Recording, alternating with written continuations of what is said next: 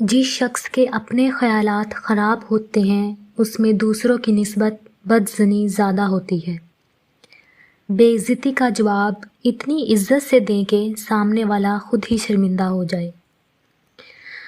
غصہ ہمیشہ تنہا آتا ہے لیکن جاتے ہوئے اپنے ساتھ ساتھ عقل، اخلاق اور شخصیت کی خوبصورتی کو لے جاتا ہے۔ اچھے کے ساتھ اچھے رہو لیکن برے کے لیے برے مت بنو، کیونکہ تم پانی سے خون صاف کر سکتے ہو لیکن خون سے خون نہیں۔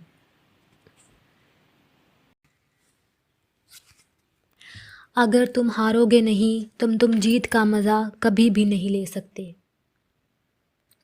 ہمیشہ خوش رہا کرو کیونکہ یہ بہترین انتقام ہے ان کے لیے جو آپ کو اداس دیکھنا چاہتے ہیں۔ بھاگو مت، آج کا دن سخت ہو سکتا ہے، کل کا اس سے بھی سخت ہو، مگر بالکل ممکن ہے کہ اس سے اگلا دن روشنی بن کر آئے۔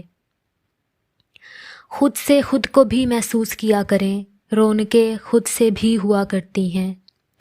کبھی بھی اپنی چال کا اعلان مت کرو جب تک اسے چل نہ لو۔ خواب جن کے اونچے اور مست ہوتے ہیں، امتحان بھی انہی کے زبردست ہوتے ہیں۔ جب ضمیر غلامی کا عادی بن جائے تو طاقت کوئی معنی نہیں رکھتی۔ اس شخص کے ساتھ محبت کرو جو نیکی کر کے بھول جائے اور جو حق اس پر ہو وہ ادا کرے۔ اعتماد کمایا جاتا ہے، عزت دی جاتی ہے اور وفاداری کا مظاہرہ کیا جاتا ہے۔ ان میں سے کسی ایک کے ساتھ خیانت تینوں کو کھو دینا ہے۔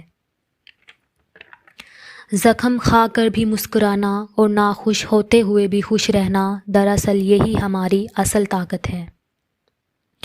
جب آپ عروج پر ہوتے ہیں تو آپ کے دوستوں کو پتہ چلتا ہے کہ آپ کون ہیں، اور جب آپ زوال پر ہوتے ہیں تو آپ کو پتہ چلتا ہے کہ دوست کون ہیں۔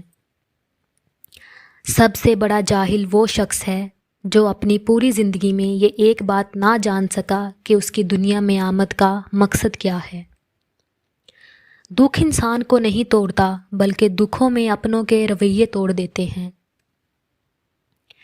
اگر کوئی تمہارا دل توڑے تو اس سے اپنا بدلہ ایسے لو کہ اسے معاف کرو، کیونکہ تمہارا معاف کرنا اسے ساری زندگی شرمندہ رکھے گا۔